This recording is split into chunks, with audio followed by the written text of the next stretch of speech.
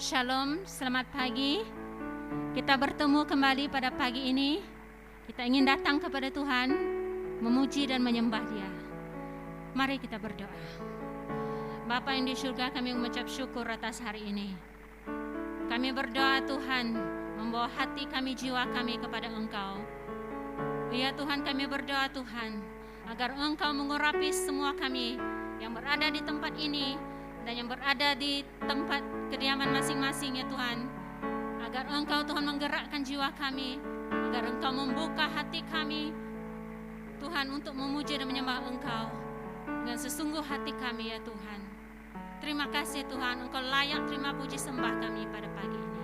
Terima kasih Tuhan, dalam nama Yesus Kristus kami berdoa, amin.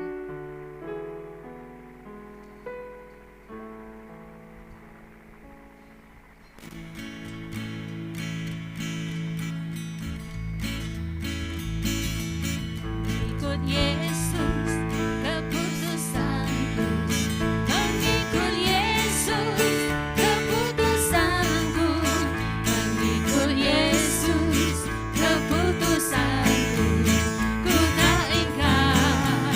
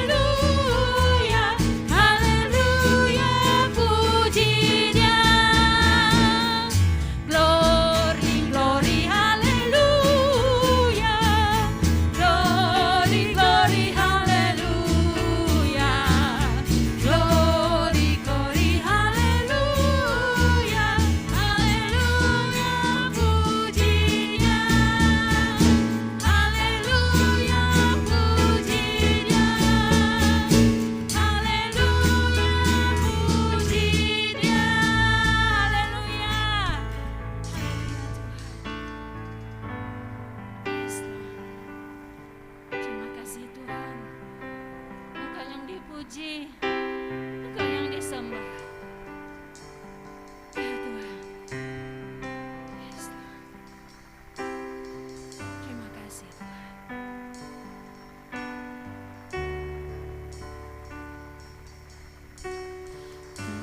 Tidak pernah ku ragukan kasih setiamu ya Tuhan. Setiap waktu dalam hidupku tak pernah kau tinggalkan. Meski langit tanpa surat, awan gelap pun menghadap, hadapi badai, lewati gelombang, tak pernah kau tinggalkan diriku.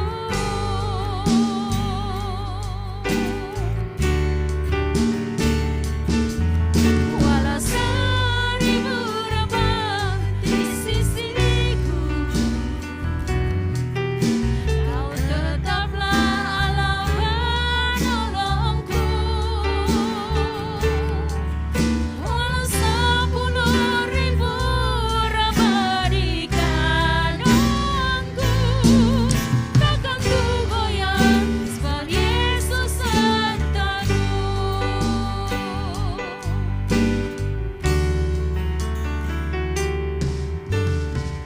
Tidak pernah ku ragukan kasih setiamu ya Tuhan. Setiap waktu dalam hidupku tak pernah kau tinggalkan. Meski langit tanpa surat, awan gelap pun menghadap, hadapi badai, lewati gelombang, tak pernah kau tinggalkan diriku.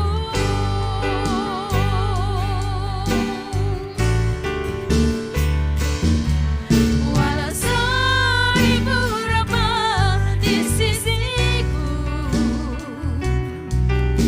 Kau tetaplah Allah penolongku.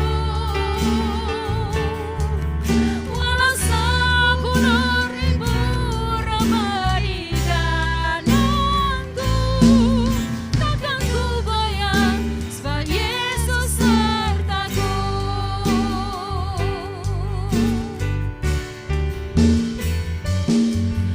Walau 1000 rebah di sisiku, Kau tetaplah penolongku. Walau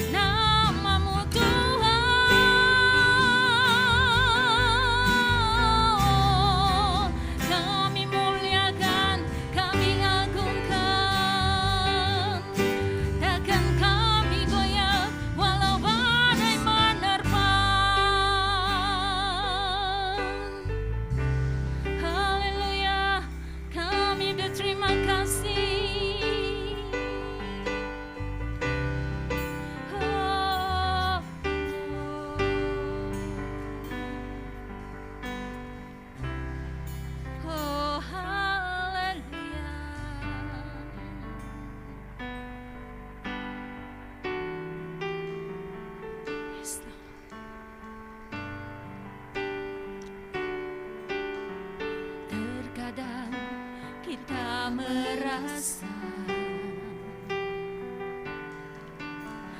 tak ada jalan terbuka, tak ada lagi waktu, terlambat sudah.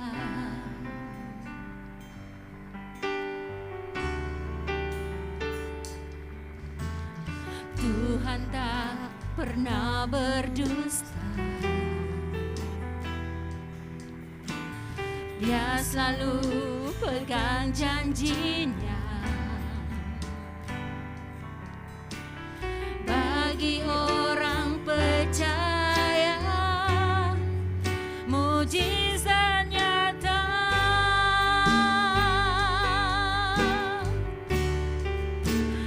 Dia mengerti, Dia peduli persoalan yang sedang terjadi. Dia mengerti, Dia peduli persoalan yang kita alami. Namun satu yang Dia minta, agar kita percaya sampai mujizat menjadi nyata.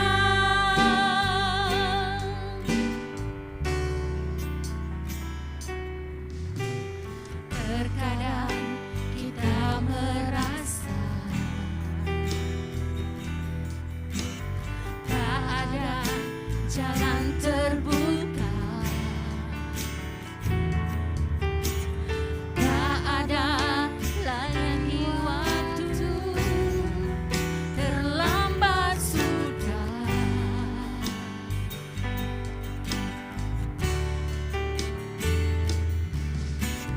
Tuhan tak pernah berdusta,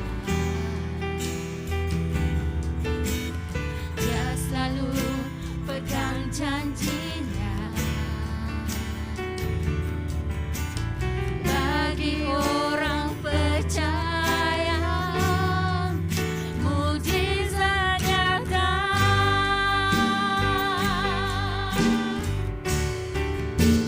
Dia mengerti, Dia peduli persoalan yang sedang terjadi. Dia mengerti, Dia peduli persoalan yang kita alami. Namun satu hal yang Dia minta, agar kita percaya sampai mujizat menjadi nyata. Namun satu yang Dia minta, agar kita percaya sampai mujizat menjadi nyata. Sampai mujizat menjadi nyata. Sampai mujizat menjadi nyata. Haleluya Tuhan, untuk itu Tuhan kami ingin mengisytiharkan, kami ingin Tuhan mengalu-alukan Engkau. Glory bagimu Tuhan, glory bagi namamu Tuhan. Haleluya.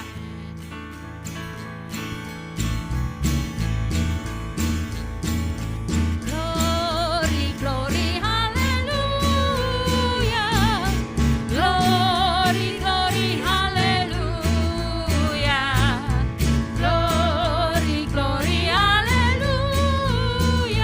Haleluya, puji Dia. Mari katakan glory, glory, haleluya.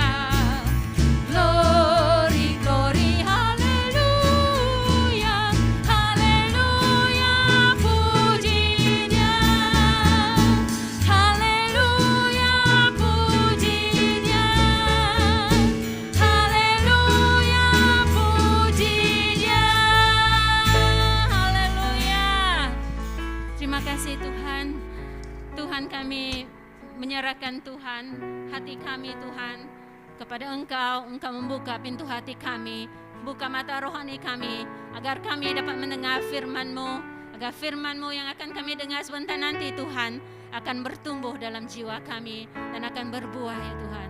Terima kasih Tuhan, segala puji syukur, segala hormat, kemuliaan hanya bagi nama-Mu. Dalam nama Yesus Kristus kami berdoa. Amin.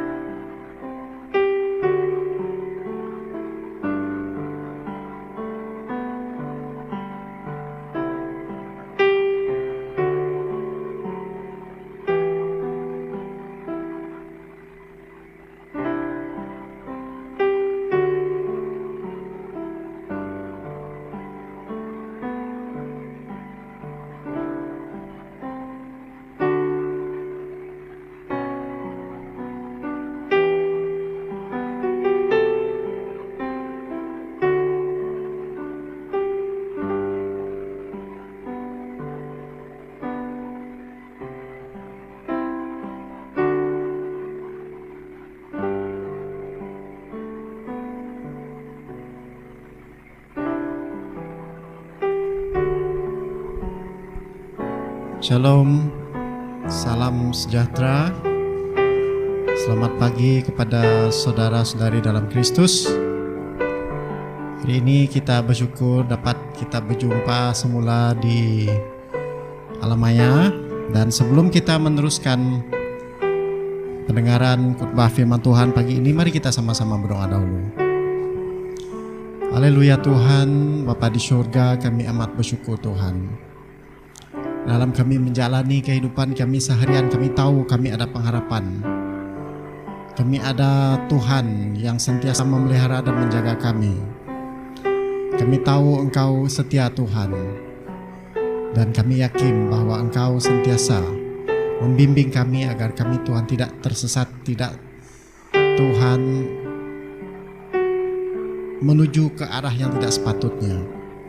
Terima kasih Tuhan, kami amat bersyukur akan hal itu Tuhan. Tuhan, pada pagi ini kami mohon pimpinan Engkau agar Roh Kudus-Mu Tuhan berbicara kepada kami, mengingatkan kami, mengajar kami akan kebenaran firman-Mu. Kami serahkan pengajaran dan pendengaran firman-Mu ini Tuhan, dan agar nama-Mu dimuliakan dalam setiap saat, setiap patah perkataan yang keluar, yang didengari Tuhan pada pagi hari ini. Umat-Mu diberkati. Terima kasih Bapa, dalam nama Tuhan Yesus kami berdoa. Amin. Shalom sekali lagi saudara-saudari dalam Kristus yang dikasihi. Saya percaya dan yakin bahwa Anda semua dalam keadaan sehat sejahtera dan sentiasa dilindungi Tuhan.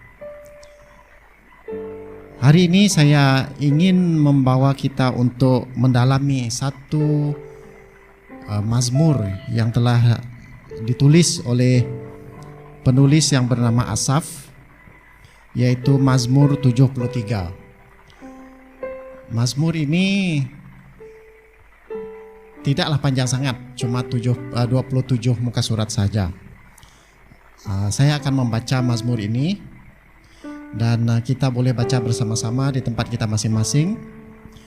Mazmur 73, Pergumulan dan Pengharapan. Mazmur Asaf. Sesungguhnya Allah itu baik bagi mereka yang tulus hatinya, bagi mereka yang bersih hatinya.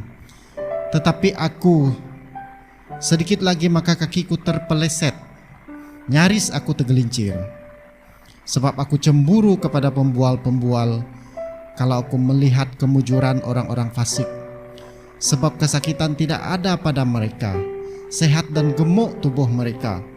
Mereka tidak mengalami kesusahan manusia, dan mereka tidak kena tulah seperti orang lain.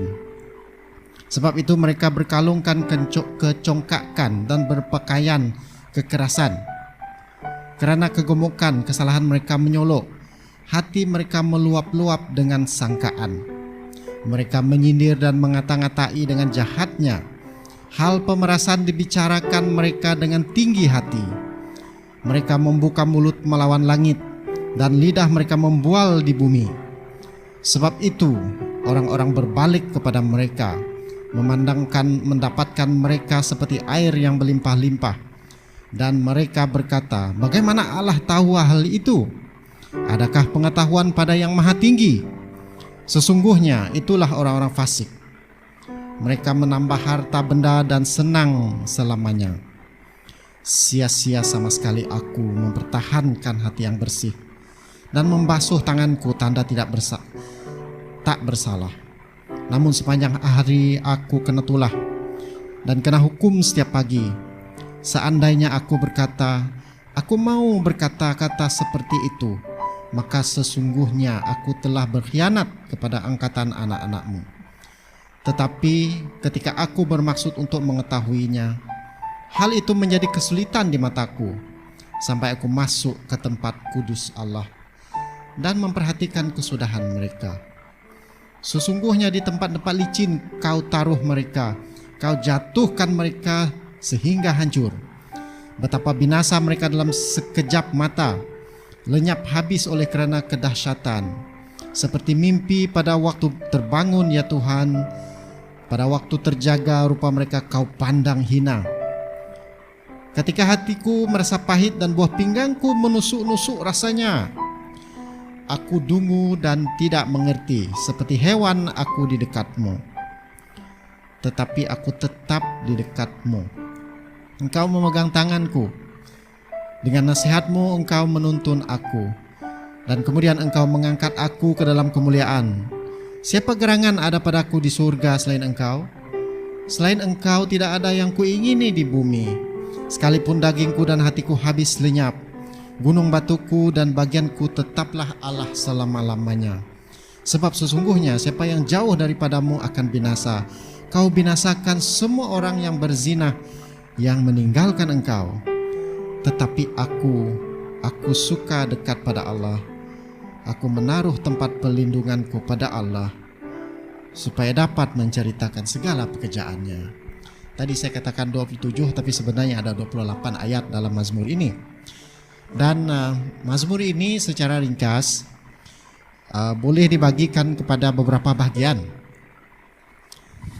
Kalau kita tengok bagian yang pertama, ayat 1 ini, Asaf memulakan Mazmur ini dengan pengakuan bahwa Tuhan itu baik kepada orang yang bersih hatinya. Oke. Dan di bagian kedua, Asaf mulai menyatakan rasa tidak puas hatinya. Kepada siapa? Kepada Tuhan. Kenapa? Karena dia melihat orang-orang fasik yang berhasil. Maksud dia orang jahat, berbuat jahat, tetapi mereka inilah yang berjaya, menempa kejayaan demi kejayaan, hidup berlimpah-limpah, mewah, cukup makan, minum, dan sebagainya. Yaitu dalam ayat 2 sampai ayat 12, dia menyatakan ketidakpuasan hatinya. Dan kita lihat dalam ayat ke-13 dan 14, dia mulai menyesal. Dia menyatakan ketidakpuasan hatinya, penyesalannya, kesia-siaannya memelihara kehidupannya yang kudus, memelihara kehidupannya yang mengikuti perintah Tuhan, berjalan mengikut perintah Tuhan, kesal hidup sebagai orang benar di hadapan Tuhan. Tetapi dia hidup pula, walaupun dia orang benar, dia hidup menderita. Sebaliknya orang yang fasik ini tadi hidup berkelimpahan, hidup mewah. Jadi ini yang menyebabkan dia tidak puas hati, dia kesal. Dan walau bagaimanapun dia sadar juga, jika dia hidup, dia mengambil keputusan untuk sama seperti mereka, dia akan memberikan contoh yang tidak baik kepada generasi Tuhan, generasi umat Tuhan yang selepas itu. Jadi dia, apa yang dia buat ialah dia kembali kepada hadirat Tuhan. Dan dalam hadirat Tuhan, Asaf sadar bahwa keberhasilan orang fasik hanyalah bersifat sementara. Asaf akhirnya mengakui pimpinan dan ajaran Tuhan, serta mengerti bahwa Tuhan tidak akan membiarkan orang-orang yang mengasihi dia hidup, tidak akan meninggalkan atau membiarkan orang-orang yang fasik itu terlepas begitu saja. Maknanya Tuhan itu adil. Asaf mengakui keadilan Tuhan, dan oleh itu dia menyatakan keyakinannya kepada Tuhan bahwa Tuhan itu adalah miliknya, dan tidak ada bahagian, tidak ada apa-apa pun diperlukan selain daripada Tuhan. Jadi itu secara ringkas isi Mazmur ini. Dan saudara-saudari, kalau kita melihat kepada latar belakang Asaf, siapa Asaf? Yang pertama sekali ialah Asaf ini kalau mengikut Alkitab sendiri, yaitu dalam 1 Tawarik 6 ayat 39, Asaf merupakan seorang Lewi berketurunan Gersom. Nah, kita tahu apabila seorang berketurunan Lewi dalam zaman ini, tugas mereka seperti telah ditetapkan pada zaman Musa. Tugas mereka ialah melayani di bait suci. Mereka tidak ada bahagian, tidak ada waris, tanah-tanah perjanjian seperti yang telah dijanjikan kepada Abraham. Mereka tidak menerima bahagian seperti suku-suku lain. Sebaliknya, mereka diberikan tempat tinggal berdasarkan apa yang suku lain itu berikan kepada mereka untuk mereka diami. Maknanya mereka ini hidup atas belas ihsan orang lain. Begitu juga dengan pendapatan mereka, apa yang akan mereka makan, apa yang akan mereka minum. Kalau kita lihat, semuanya bergantung kepada pemberian orang ke bait suci. Jadi sudah pasti sebagai seorang yang hidup berdasarkan belas ihsan orang lain, kita akan merasakan kadang-kadang tidak adil. Cepat kita melihat orang-orang yang datang dalam keadaan-keadaan yang menyakiti hati kita, yang menyebabkan kita cemburu. Kenapa saya dilahirkan dalam keadaan macam ini? Kenapa tidak seperti mereka? Jadi Asaf ini, dia setiap kali dia melihat orang datang, orang Israel datang ke bait suci, melihat orang-orang kaya, sama seperti Yesus memperhatikan orang kaya memberi dengan orang janda yang memberi. Duduk di sana, Asaf sebagai orang yang aktif dalam gereja, contohnya kalau pada hari ini, pendapatan berdasarkan belas ihsan umat Tuhan. Kalau umat Tuhan tidak mau memberi dengan sepenuhnya, sekadar memberi sekadar apa yang ada, tidak memberi dengan bersungguh-sungguh maksudnya, sudah pasti pemberian kepada mereka pun tidaklah banyak. Jadi bayangkan kalau orang Israel tidak memberi langsung kepada bait suci, apa yang Asaf dan keluarga dia dan keturunan dia akan makan, ataupun sukunya akan makan, sudah pasti mereka kelaparan. Jadi ini yang menyebabkan Asaf berasa ketidakadilan, mangsa ketidakadilan, dan dia merasa mula-mula tidak puas hati karena Tuhan membiarkan saja hal itu berlaku. Dan saudara-saudari, kalau kita lihat dalam Mazmur ini, orang fasik yang dibicarakan oleh Asaf ini bukan Kristen, tetapi bukan Israel, tetapi adalah orang-orang Israel sendiri, orang Israel yang kaya raya, yang mempunyai kedudukan, dan oleh sebab itu mereka mula menindas orang lain, dan mereka mula meluaskan pengaruh mereka, dan mereka jadi berpengaruh. Itu sebab dalam ayat yang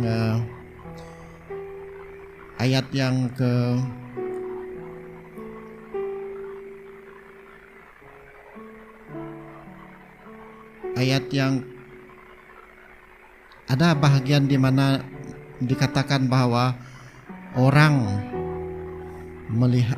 berbalik kepada mereka. Mereka menyindir, mereka membuka mulut. Ayat ke-10, sebab itu orang-orang berbalik kepada mereka, mendapatkan mereka seperti air yang berlimpah-limpah. Mereka mempunyai pengaruh. Karena apa? Sebab mereka ini kaya. Jadi Asaf cemburu, iri hati terhadap mereka ini. Dan saudara-saudari, bukankah kadang-kadang kita juga berada dalam keadaan seperti ini? Kita cemburu melihat satu sama lain karena kita mula membandingkan diri kita dengan orang lain dalam gereja ataupun di luar gereja, dan kita mula berasa bahwa Tuhan itu tidak adil, dan kita mula mengatakan bahwa saya sepatutnya seperti mereka, dan kita mula menuntut hak kita daripada Tuhan, mengatakan bahwa Tuhan, betulkah engkau ini wujud? Kenapa saya orang Kristen tetapi tidak mengalami keberhasilan seperti orang bukan Kristen? Adakah ini bermakna bahwa firman-Mu itu tidak betul? firman-Mu itu hanya sekadar tulisan manusia, hanya sekadar tulisan yang menyenangkan hati seseorang, dan bukannya diilhamkan oleh Tuhan dan tidak mempunyai kuasa? Adakah itu maksud firman-Mu itu? Karena saya tak nampak ianya berlaku dalam kehidupan saya. Kita mulai mempertikaikan, mempersoalkan Tuhan. Dan akhirnya, walaupun tubuh kita ada di gereja, tubuh kita bersekutu, tapi hati kita jauh daripada Tuhan. Dan pada masa itulah kita mulai mencari lubang-lubang lain di mana kita boleh menghasilkan sesuatu untuk menjadikan kita sama seperti orang yang kita cemburui itu tadi. Lubang-lubang itu mungkin sesuatu yang bersifat haram. Bukan dalam pengertian agama lain, tapi maksud saya yang tidak sepatutnya, yang melanggar perintah Tuhan. Nah, itu yang mungkin kita sanggup lakukan karena kita mau sama dengan orang yang kita cemburu itu tadi. Nah, kita mula hati kita tidak kepada Tuhan lagi. Itu yang dikatakan Asaf dalam ayat yang ke-27. Sebab sesungguhnya siapa yang jauh daripadamu akan binasa. Kau binasakan semua orang yang berzinah dengan meninggalkan engkau. Ayat ini bagi saya apabila saya perhatikan, inilah refleksi kepada sikap orang yang Asaf lihat itu tadi. Sikap orang yang Asaf cemburui.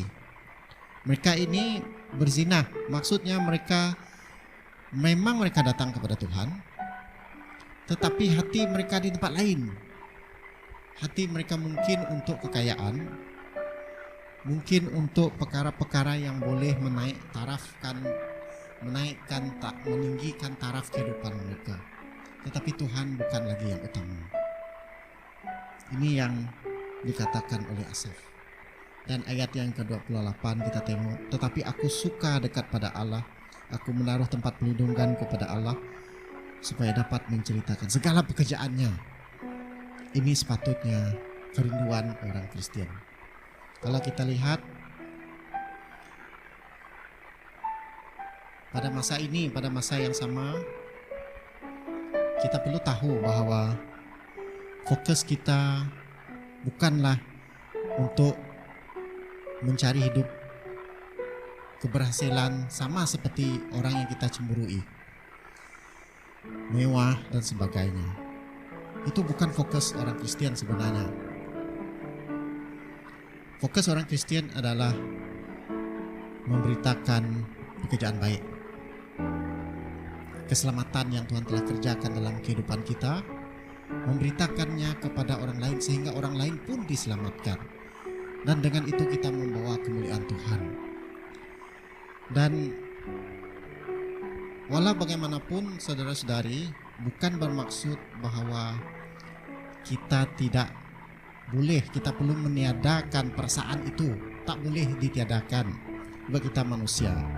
Tetapi kita boleh lakukan beberapa perkara ini. Rasa cemburu kita, rasa iri hati kita terhadap orang, ahli-ahli politik dan sebagainya. Kita melihat mereka, baik Kristen ataupun bukan Kristen, kita tahu mereka buat sesuatu itu, ini dan sebagainya, dan kita dengar kabar mereka macam itu, macam ini, tetapi mereka tetap tidak terlepas. Mereka tetap terlepas, contohnya. Jadi ini yang menyebabkan kita iri hati, bingung kadang-kadang kenapa mereka ini masih hidup, kenapa tidak ditimpa, kenapa mereka tidak naik helikopter dan helikopter itu terhempas, kenapa mereka tidak jalan-jalan tengah padang dan ditembak oleh kilat, kenapa orang yang baik-baik pula cikgu yang dulunya baik-baik pula di atas perahu itu boleh ditembak oleh kilat dan mati. Tetapi orang yang banyak makan duit dan sebagainya tidak pula mengalami perkara macam itu. Jadi ya, kita akan mempersoalkan Tuhan dalam hal ini. Tapi saudara-saudari, perkara penting 1 Petrus 5 ayat 7. Apa kata 1 Petrus 5 ayat 7? Serahkan kepada Tuhan Kita lihat bersama 1 Petrus 5 ayat 7.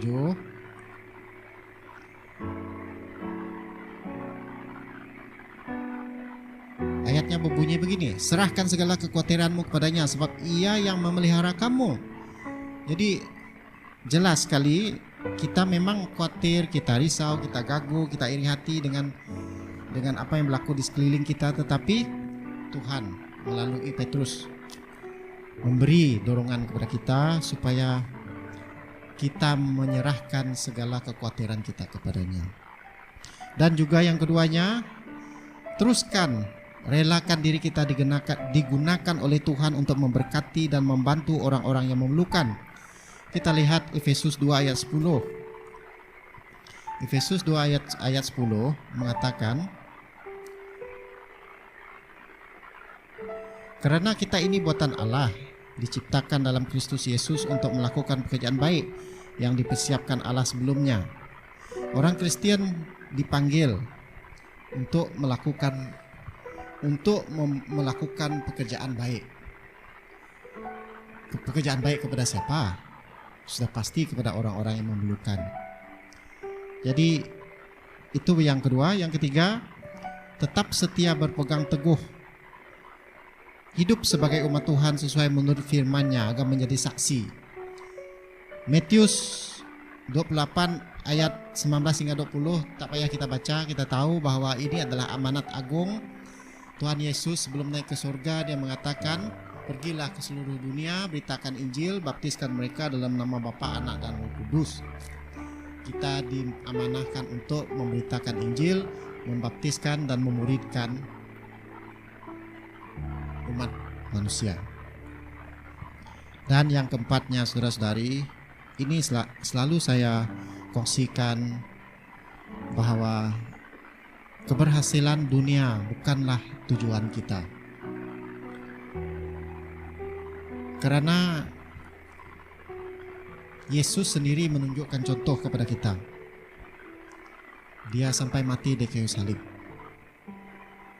Yang keduanya, kita tengok rasul-rasul seperti Paulus melalui 2 Korintus ayat 1 hingga ayat 1, 2 Korintus 1 ayat 4. Rasul Petrus melalui 1 Petrus 4 ayat 13, dan Rasul Yakobus melalui Yakobus 5 ayat 10 mendorong dan memberikan galakan agar orang percaya hidup menderita.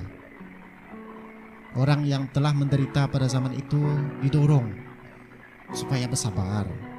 Sabar kamu hidup menderita. Karena apa?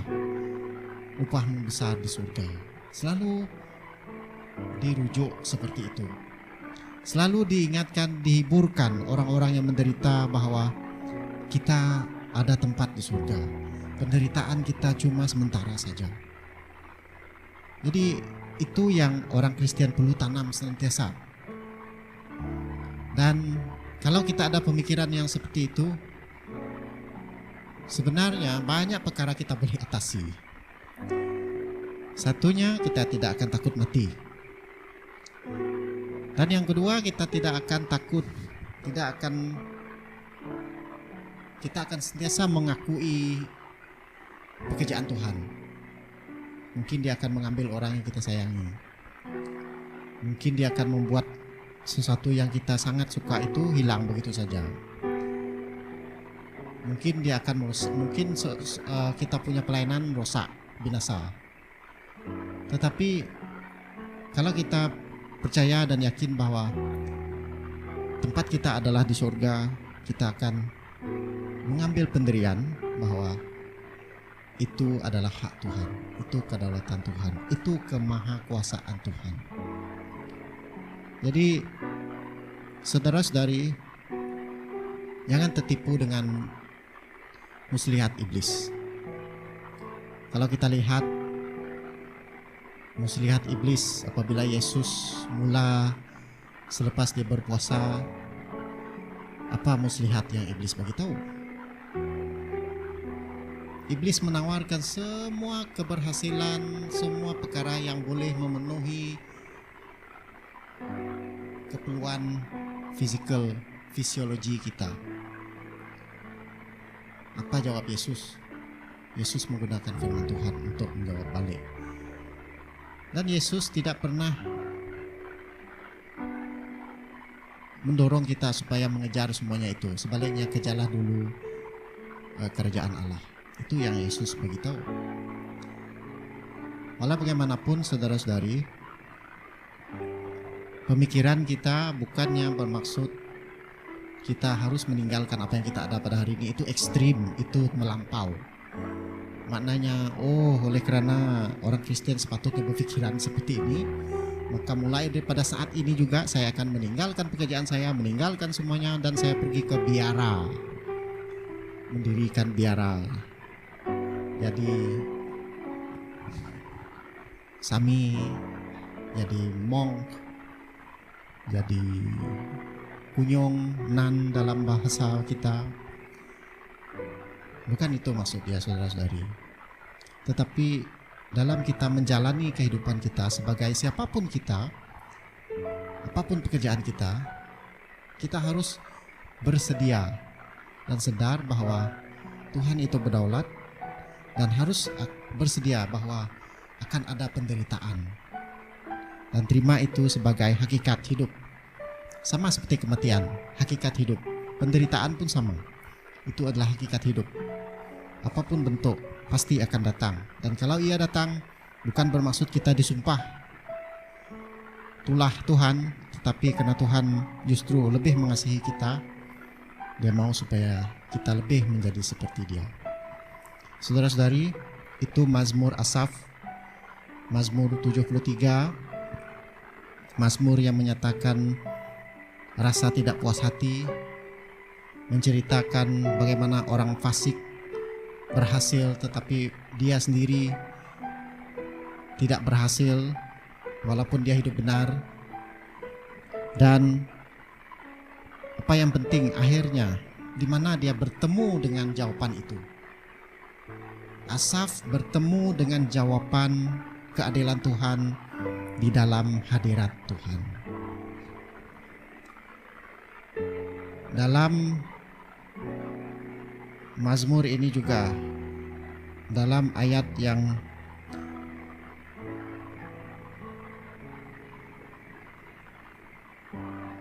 ke-28, tetapi aku suka dekat pada Allah, aku menaruh tempat perlindunganku pada Allah. Jadi inilah yang menjadi kekuatan kepada Asaf. Dan kita lihat bahwa dalam ayat yang sebelumnya, ayat yang ke-17, kalau kita melihat dari ayat ke-16, tetapi ketika aku bermaksud untuk mengetahuinya, hal itu menjadi kesulitan di mataku. Ayat 17, sampai aku masuk ke dalam tempat kudus Allah dan memperhatikan kesudahan mereka. Di mana Asaf bertemu jawaban, di mana Asaf bertemukan ketenangan, di mana Asaf bertemukan kepuasan, keyakinan bahwa Tuhan itu Maha Berkuasa. Di mana? Di dalam hadirat Tuhan. Apabila kita datang kepada Tuhan untuk berdoa, datang kepada Tuhan untuk menyatakan isi hati kita, itu yang Tuhan inginkan. Jadi datang ke hadirat Tuhan, saudara-saudari, untuk menyatakan isi hati kita, untuk mendengar daripada Tuhan, untuk mendapat ketenangan jawaban daripada Tuhan. Apalagi yang seorang anak, kepada siapa lagi seorang anak mau mengadu selain daripada kepada bapak dia? Dan apakah kepuasan seorang bapa daripada apabila seorang anak dia datang dan mengadu, mencurahkan isi hatinya? Itulah saat-saat yang sangat indah bagi seorang anak dan seorang bapa yang perlu kita amalkan selalu di hadirat Tuhan kita. Jadi saudara-saudari, rasa tidak puas hati, rasa cemburu iri hati kita terhadap kejayaan orang lain, itu perkara yang biasa berlaku. Tetapi pada masa yang sama, kita perlu tahu bahwa kita tidak boleh terus tinggal di dalam perasaan itu, karena perasaan itu adalah perkara daging, perkara yang berkaitan dengan keinginan daging, dan keinginan daging itu boleh jadi dosa. Oleh itu, saudara-saudari, datanglah kepada Tuhan, datang ke hadirat Tuhan, dan kita harus tahu dan percaya bahwa apa yang Tuhan lakukan, Tuhan tidak akan melepaskan apapun. Tuhan itu adil. Tuhan tidak akan membiarkan orang fasik terlepas begitu saja. Dan kita perlu tahu bahwa fokus kita adalah untuk mengkabarkan berita baik. Dan kita tahu bahwa tempat kita bukanlah di dunia ini, tetapi di surga. Itulah yang sepatutnya menjadi penghiburan kepada kita. Semoga saudara-saudari sudah diberkati dengan firman yang ringkas ini, dan kita sama-sama belajar daripada Asaf dan daripada Tuhan sendiri. Dia akan Roh Kudus terus membimbing saudara-saudari apa yang telah disampaikan pada pagi ini. Mari kita berdoa. Bapa di surga, terima kasih atas firman-Mu, terima kasih atas Asaf yang Kau telah gunakan untuk menulis Mazmur ini. Tuhan, kami sadar dan tahu bahwa Engkau membenarkan kami untuk mencurahkan isi hati kami sama seperti Asaf. Dan Engkau juga Tuhan, mau kami sadar bahwa Engkau Tuhan yang adil, dan kami mau sentiasa berada di hadirat-Mu Tuhan, karena tidak ada tempat lain Tuhan di mana kami boleh menemukan jawaban tentang persoalan hidup ini kecuali dalam Engkau. Dan penghiburan, kekuatan, keyakinan Tuhan ada dalam Engkau. Kami bersyukur karena memiliki Tuhan seperti Engkau. Kami mohon Tuhan, firman-Mu ini tadi telah disajikan. Mohon agar Roh Kudus-Mu terus berbicara, terus membimbing kami akan kebenaran firman ini. Terima kasih Bapa di surga, atas pimpinan-Mu. Dalam nama Tuhan Yesus kami telah berdoa. Amin. Sekian, terima kasih.